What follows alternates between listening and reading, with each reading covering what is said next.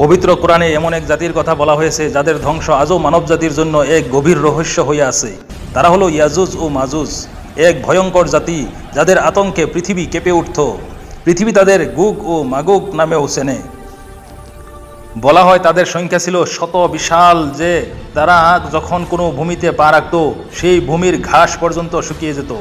তারা নদীর পানি পর্যন্ত পান করে ফেলত, পাহাড় পিষে ফেলত, শহর ধ্বংস করে দিত। তাদের মধ্যে না ছিল দয়া, না করুণা, না মানবতা।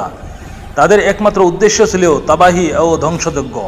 এক সময় এমন অবস্থা হলো যে মানুষরা আল্লাহর দরবারে কান্নাকাটি করে দোয়া করতে লাগলো, হে আমাদের রব, আমাদের এই দানবদের হাত থেকে রক্ষা করুন, আমাদের মুক্তি দেন এই জুলুমকারীদের হাত থেকে। তখন আল্লাহ তাআলা তার রহমতে এক নেক, শক্তিশালী ও ন্যায়পরায়ণ বাদশাহকে পাঠালেন, যার নাম ছিল জুলকারনাইন আলাইহিস সালাম। আল্লাহ তাকে দান করেছিলেন তিনটি মহান গুণ: জ্ঞান, শক্তি ও রহমত। জুলকারনাইন আলাইহিস সালাম পৃথিবীর বিভিন্ন স্থানে সফর করলেন। অবশেষে তিনি যখন দুই পাহাড়ের মাঝখানে পৌঁছালেন, তখন সেখানে থাকা মানুষরা বলল, হে জুলকারনাইন, ইয়াজুজ মাজুজ আমাদের এলাকায় হামলা করে আমাদের ফসল, সন্তান, ঘরবাড়ি সব ধ্বংস করে দেয়। তুমি কি আমাদের ও তাদের মধ্যে একটি প্রাচীর তৈরি করে দেবে? জুলকারনাইন আলাইহিস সালাম বললেন, আল্লাহ আমাকে যে শক্তি দিয়েছেন আমি তা তোমাদের সুরক্ষার জন্য ব্যবহার করব।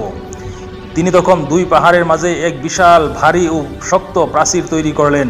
এমন প্রাচীর যা ইয়াজুজ মাজুজ না ভাঙতে পারলো, না তাতে চড়তে পারলো।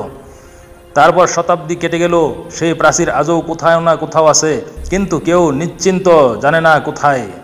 কেউ বলে তা ককেশাস পর্বতমালায় আছে, কেউ বলে তুর্কিস্তানের পাশে, আবার কেউ বিশ্বাস করে যে এটি পৃথিবীর গভীরে লুকানো আছে। তবে এতটুকু নিশ্চিত, একদিন সেই প্রাচীর ভেঙে যাবে। যেদিন এটি ভাঙবে, মানুষ আতঙ্কে দৌড়াতে থাকবে, চারদিকে শুধু ধ্বংস, রক্ত আর মৃত্যুর দৃশ্য দেখা যাবে। তখন হযরত ঈসা আলাইহিস সালাম আসবেন এবং তার সাহাবীদের সঙ্গে পাহাড়ে আশ্রয় নেবেন, আল্লাহর দরবারে দোয়া করবেন।